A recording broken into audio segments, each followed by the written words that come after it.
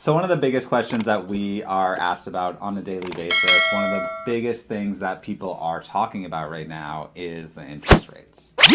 Yep, and right now we did pull up the number today, and they are at 6.64%, which actually went down from the other week. We were in the mid They were in the mid sevens or something. Yeah. But if you look at in January, the rates were about 3.2%, and now they're at around 6.5, mid sixes. So interest rates have gone up about 3.8 percentage points over the last year, which is a significant jump for people. Right. And it obviously can seem it is a shock to people who have been seeing 3%, 2% during the COVID. Yeah, the past couple of years we've been seeing very, very low interest rates. And so people are asking us what interest rates are going to do or where they're going to go. A lot of people are asking should we just wait until the crash, which we've read so many articles that say if you are waiting for that, you're going to just keep waiting because there's never going to be a perfect time where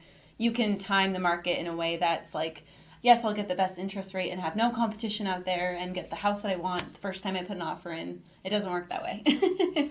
Right, exactly. We saw that this past couple of years. Right, exactly. A market crash, we're not seeing any data that is going to support that, but we'll share some of the slides that we're getting from the experts here in this video as we're talking about them. So as far as what we're hearing from the interest rates, so inflation right now is at a 40-year high, and so for the Fed to combat that, they are raising the interest rate. Interest rates are probably going to continue to rise a little bit through the end of the year.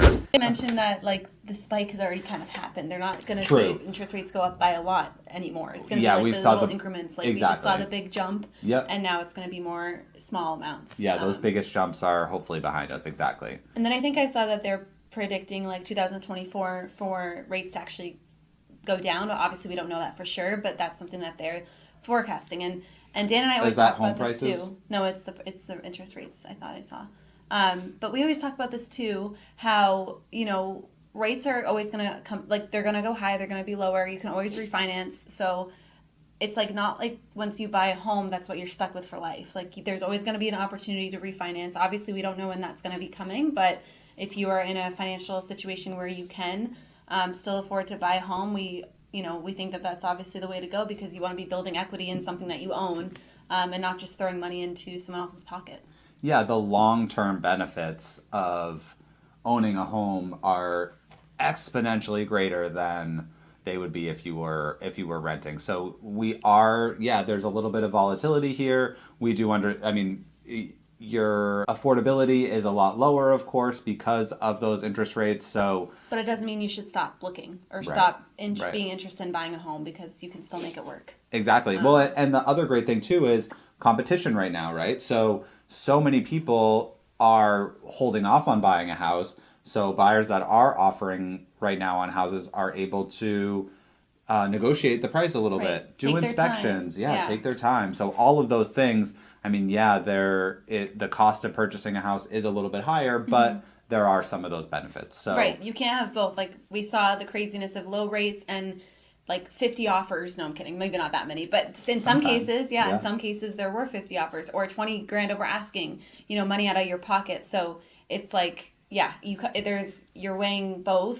Yes, there's a higher interest rate, but you can always refinance, and if you can still make it work and you love the house, then definitely move forward with putting an offer in. Yeah. I thought it was interesting too because we also saw median asking rent since 1988, and we'll put the graph here because it's really crazy to see. But it starts back in 1988, and you can just see it gradually just increases year over year.